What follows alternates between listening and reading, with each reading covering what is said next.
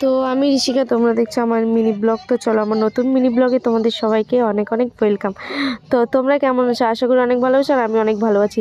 তো এখন ঠিক তখন ঘড়ির কাঁটায় 6:30 সামথিং 7টা বাজতে যায়।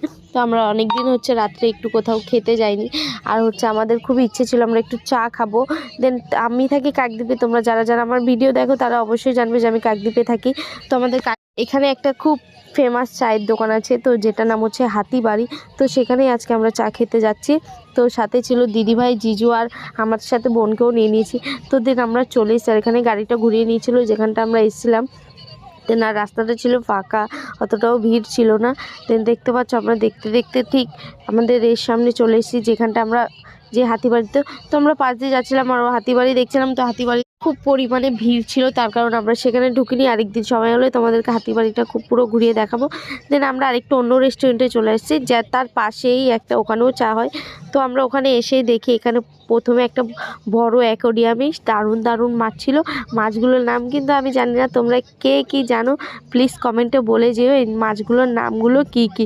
আর তোমরা কিন্তু একটু প্লিজ আমাকে একটু সাপোর্ট করো, আমার একটু প্লিজ তোমরা সাবস্ক্রাইব করে দিও। তোমরা যদি পাশে না থাকো তাহলে কি করে হবে বলো। তারপরে এখানটায় এসে দেখি তোমাদেরকে পুরোটা ঘুরে দেখাচ্ছে, আর এখানে বোন মাছগুলো দেখছিল, আর বোন মাছগুলো দেখে খুবই খুশি হচ্ছিল। দেন তারপরে সামনে মেনু কার্ডটা নিয়ে একটু দেখে নিলাম। তারপরে এখানে জিজু বসেছিল, এখানে বোন, আমি সবাই মিলে বসেছিলাম।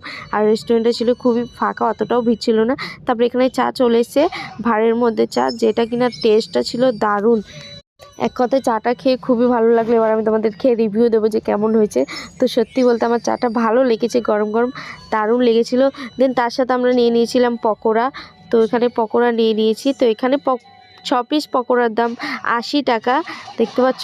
আর এখানে পকোড়াটাও খুব গরম ছিল। এখানে বোন নিয়ে দেখো খাবে না, কিন্তু নিয়ে দেখছিল যে কেমন টেস্ট। তারপরে পুরো তো কাসুন্দিতে ডুবিয়ে দিয়েছে, তারপরও সে আর ও খেলোই না। তাও দিদিভাই ওকে জোর করে একটু খাইয়েছিল। তারপর হচ্ছে এবার আমরা পকোড়া খাওয়ার পর এবার দেখো আমি পকোড়াটা খাচ্ছি। আমার কিন্তু পকোড়াটা দারুণ লেগেছে, গরম গরম। তো এখানে সবাই মিলে আমরা পকোড়া খেয়ে নেওয়ার পর আমরা কিন্তু আবার অর্ডার দিয়ে দিয়েছিলাম চাউমিন। এটা হচ্ছে চাইনিজ চাউমিন, যেটার নাম হচ্ছে হাক্কা নুডলস। আর এটা হচ্ছে আমার ফেভারিট, যেটা এখানে এক কথায় আমার দারুণ লেগেছিল। আর তোমরা চাউমিন খেতে খুব ভালোবাসো প্লিজ কমেন্টে বলো।